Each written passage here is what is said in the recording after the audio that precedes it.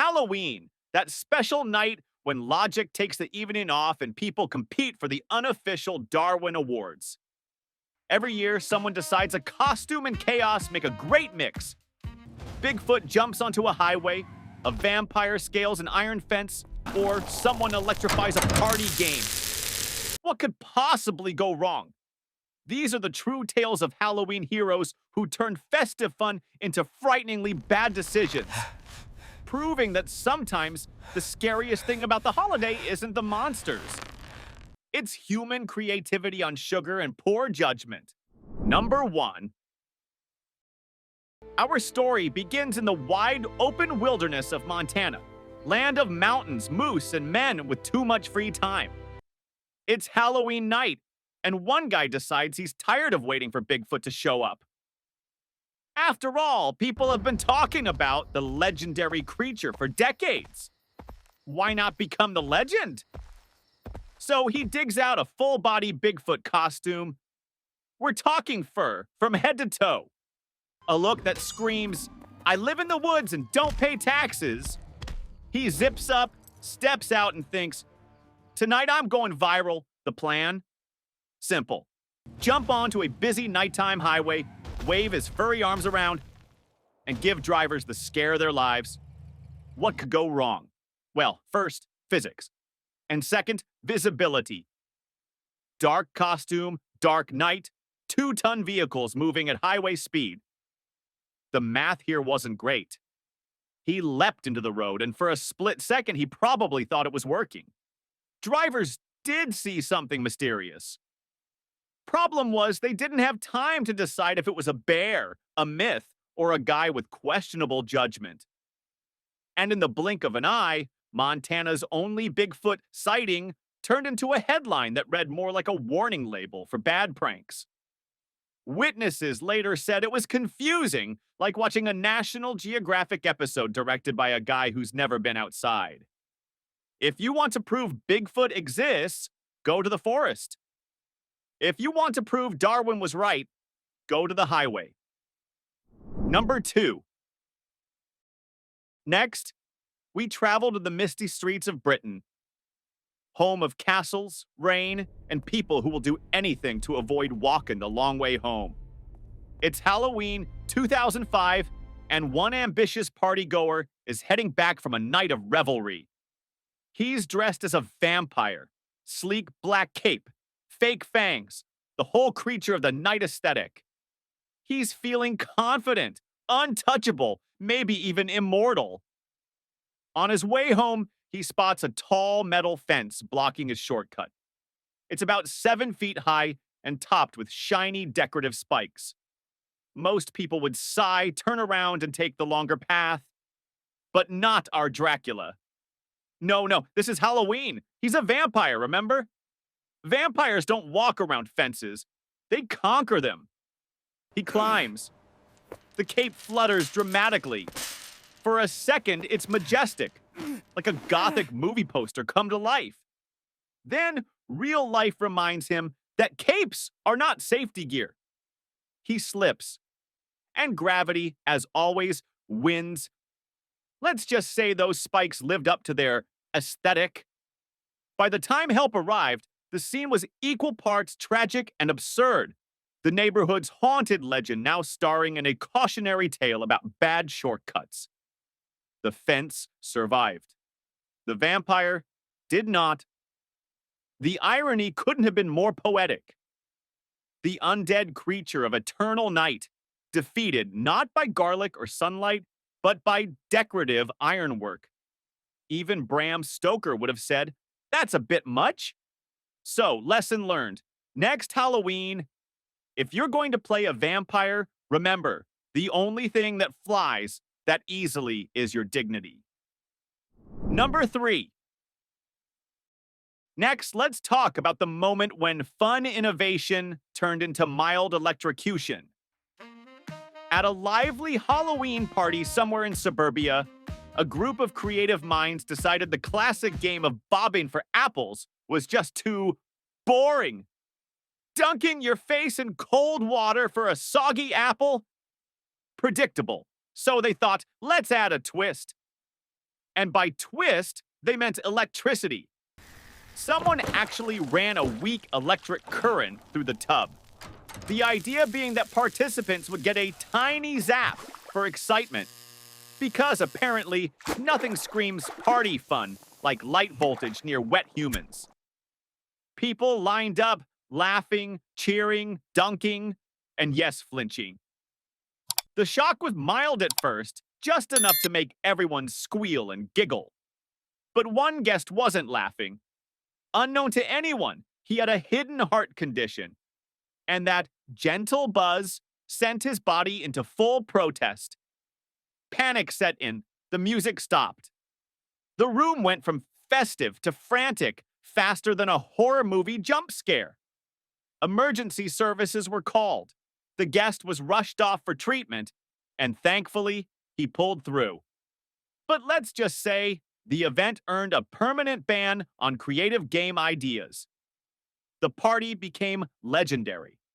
Not for its costumes, not for its decorations, but for being the first Halloween bash to accidentally recreate a science experiment. Some things don't mix, like water and electricity, or good parties and bad ideas. Number 4.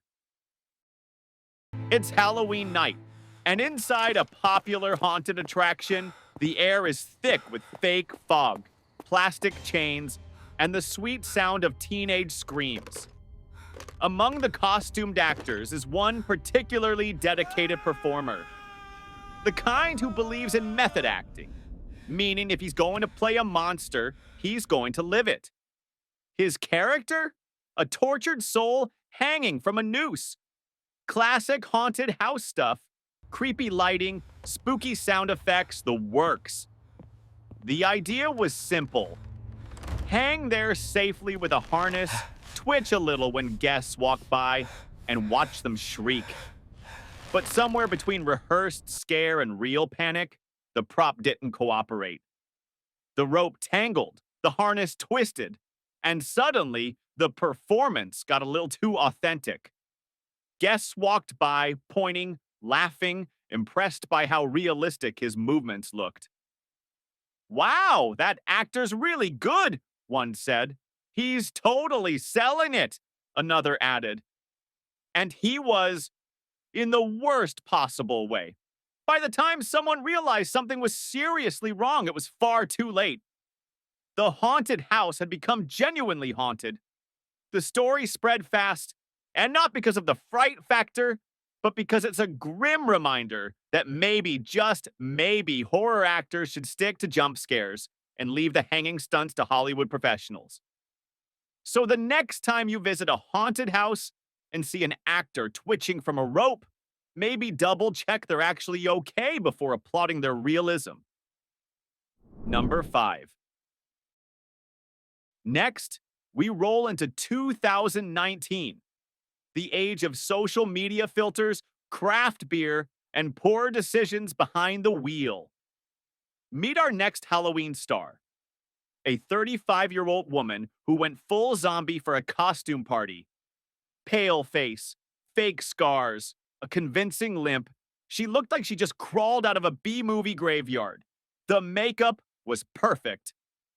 The self-control, not so much. After a long night of undead partying, she decided to get in her car. Because apparently, zombies drive now. Never mind that her coordination was somewhere between Frankenstein's monster and baby deer on ice. She got behind the wheel anyway, still in full zombie attire, with a cocktail of bad judgment to match. Somewhere along her drive home, the fun stopped. On a dark street, she struck a 65-year-old trick-or-treater, a man who was just out enjoying the night, candy bag in hand. The impact ended the festivities in an instant. When police arrived, they found her still in costume, smear makeup and all. The kind of sight that would make even the undead cringe. She was arrested on the spot, handcuffed in her tattered zombie dress, and became the world's most literal case of driving while brain dead. The headlines practically wrote themselves. Zombie charged with DUI. Late night hosts had a field day, but the story wasn't funny for anyone involved. Just tragic, ironic, and painfully preventable. So here's a Halloween PSA. If you plan to play dead, don't prove it by driving. Zombies walk. That's kind of their thing. Stick to the lore. Number 6. And now, the story of one man who discovered that loyalty has limits, especially when you show up looking like a serial slasher at 2 a.m. It's 2011 in the UK.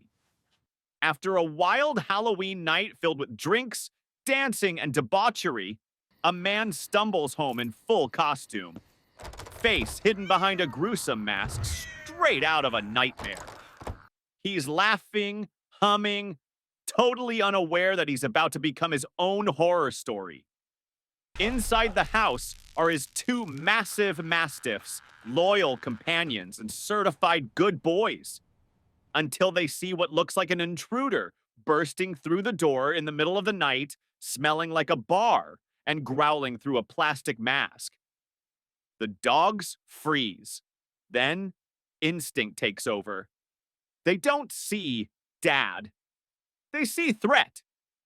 And in a heartbeat, the Halloween party becomes a live-action werewolf movie. Except the werewolves win. The man tries to explain, but between slurred words, muffled shouting, and that monstrous mask, the message doesn't quite land. Chaos ensues. Furniture flies. Barking echoes through the house. By the time neighbors rush over, the attacker has been neutralized by his own pets. He survives, but with severe injuries to his face and hands, and a brand new appreciation for what man's best friend really means when you terrify them first. The story made headlines, and the moral was clear. Dogs love their owners, but not when they think they've just walked in from a slasher flick. So next Halloween, when you stumble home wearing something scary, take the mask off before you open the door. Your pets will thank you. Your insurance company will too. Number 7. Picture it. Suburban Washington, a crisp Halloween night in 2013. A 63-year-old man is on his way home from a party, dressed as what he proudly calls a redneck. He's got the outfit down. Flannel shirt, fake beer belly, trucker hat, and a glorious long-haired wig that could have its own zip code.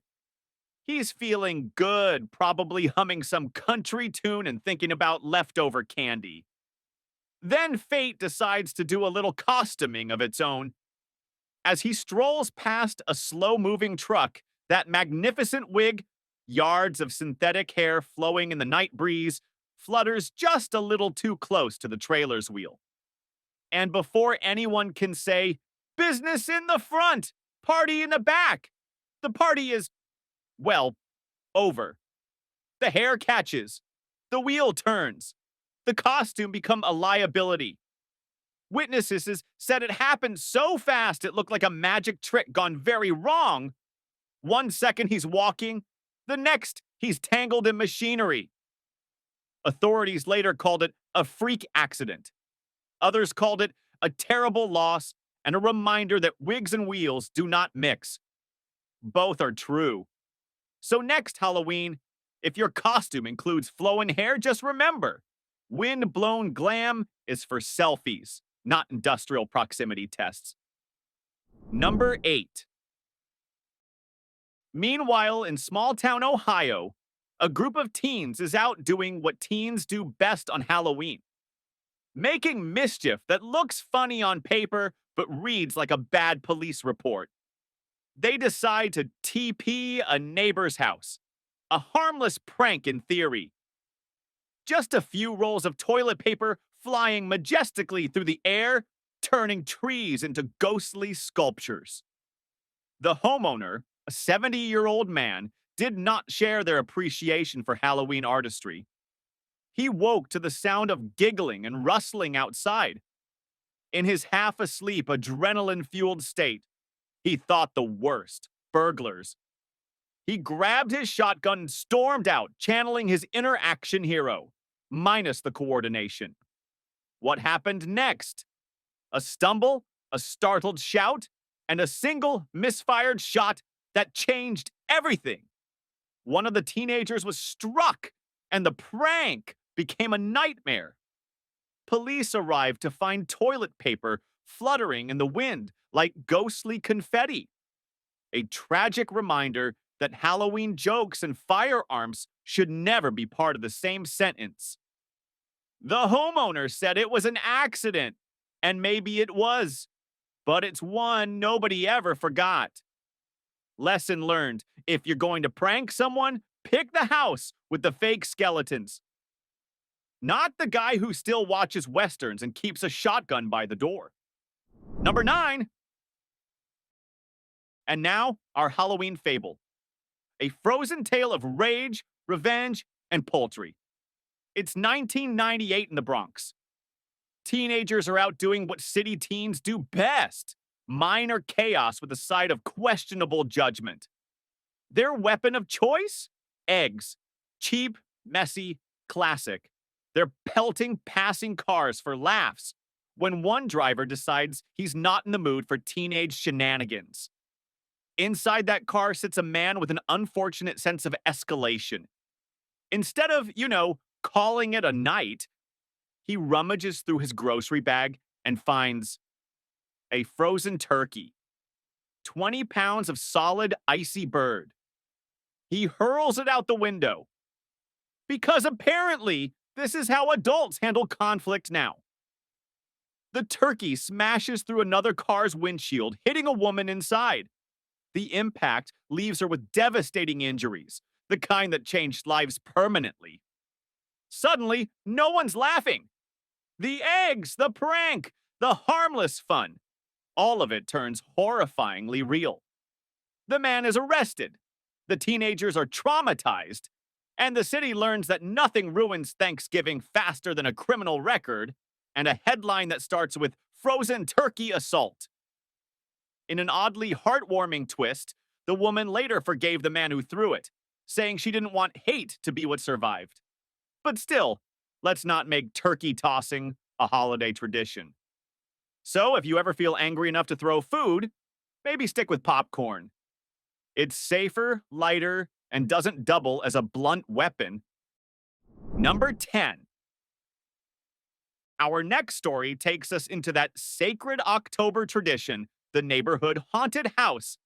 You know the kind: fake cobwebs, flickering strobe lights, and local teens paid minimum wage to jump out and yell "boo!" Enter our protagonist, an 11-year-old boy, ready for thrills but armed with serious skepticism. He's been told this haunted house is terrifying, and unlike the rest of the wide-eyed kids in line, he's not going in unprepared. His logic? If something tries to get me, I'll fight back. So naturally, he sneaks a real kitchen knife into the event. Because when your brain is still in middle school mode, bringing cutlery to a carnival of costumed jump scares somehow feels reasonable. Inside, the screams echo, the fog swirls, and the boy's nerves tighten. Every creak and growl makes him grip that handle a little tighter. He's not afraid. Oh no, he's ready. Then it happens. Out of the shadows leaps one of the monsters. Latex mask, glowing eyes, fake claws, the whole dramatic package. But this particular monster isn't a stranger. It's his friend. His actual friend from school, playing a part.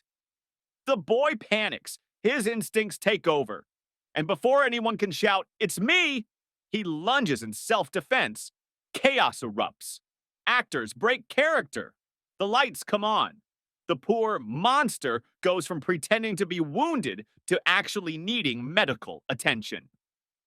Paramedics arrive, reporters swarm, and parents across town suddenly find themselves Googling haunted house safety policies. The boy bursts into tears. The monster forgives him. But the irony lingers like the smell of cheap fog juice. If you're going to visit a haunted house, the scariest thing you should be holding is a flashlight. Otherwise, the only thing you'll be haunting afterward is the local news cycle. Number 11. Our next story is less haunted house and more highway horror, proving that nothing brings out human stupidity quite like fast cars and flying eggs. It's Halloween night 2019. A group of teenagers, fueled by sugar, adrenaline, and the delusion of invincibility, decide to spice up their evening with a classic prank: egging cars. Because nothing says holiday spirit like throwing breakfast food at strangers. Somewhere in the California suburbs, they spot their target: a 29-year-old man driving a shiny car that practically screams, "Please don't mess with me." Naturally, that's the one they choose. They let a few eggs fly. Splat! The sound echoes. Harmless, right? Wrong. The driver slams on the brakes, wipes yolk from his windshield, and transforms from mild-mannered commuter to full-blown movie villain. Fueled by rage and possibly a deep hatred for omelets, he floors it and gives chase. Tires screech, headlights blur, and suddenly, this innocent Halloween prank becomes a high-speed pursuit straight out of an action flick, minus the stunt crew. The teenagers, terrified, try to get away. But panic and inexperience make a terrible combo. Their car veers off the road and slams into a tree. The aftermath is devastating. 3 boys, all just 16, gone in an instant. The man who chased them is charged with triple homicide. The story spreads across the country like wildfire. Parents weep, communities mourn, and everyone asks the same haunting question: over eggs? All it took was one reckless decision on both sides, a prank and a rage response, to turn Halloween night into tragedy. And yet, somehow, every year someone else thinks, it won't happen to me. And that, dear viewers, wraps up our chilling little collection of Halloween mishaps. A highlight reel of human creativity meeting complete lack of foresight. From electrified apple buckets to haunted house mishaps and high-speed egg chases, one thing is clear. Every October, someone out there looks at danger, laughs, and says, "Hold my pumpkin spice latte." If tonight's stories proved anything, it's that costumes can't protect you from consequences. And sometimes, the scariest thing on Halloween isn't what goes bump in the night, but what goes oops in real life. Whether it's a prank gone sideways or a brilliant idea cooked up after one too many party drinks, these tales remind us that common sense is the one costume most people forget to wear. Still, there's something undeniably fascinating and a little hilarious about how far people will go for a laugh, a dare, or a dramatic moment. Maybe it's part of what makes Halloween so irresistible. That dangerous little spark that says, let's do something unforgettable. Unfortunately, for some, unforgettable comes with flashing lights and caution tape. So as you head out into the next spooky season, remember the true moral of these tales. Don't prank traffic. Don't fence climb in vampire boots. Don't mix electricity and apple juice. And if you're going to scare someone, make sure they're not holding a knife. Celebrate Halloween. Have fun. Scare your friends safely. But maybe skip the stunts that land you in next year's Darwin Awards Pumpkin Edition. Because being almost a legend is way better than being a cautionary tale. If you enjoyed this dive into the darkly absurd side of human nature, go ahead and hit that subscribe button. It helps keep the spirit of storytelling alive, the safe kind, of course. And don't forget to leave a comment below. Which story shocked you the most? Have you ever seen a Halloween prank go wrong? Or almost earned a Darwin Award yourself? We read every comment. Seriously, it's like a haunted diary of questionable life choices. And your stories might just inspire the next video. Until next time, stay curious, stay smart, and remember the real horror isn't ghosts or ghouls. It's people with great ideas and zero safety plans. Happy Halloween, everyone, and may your only scares be the pretend kind.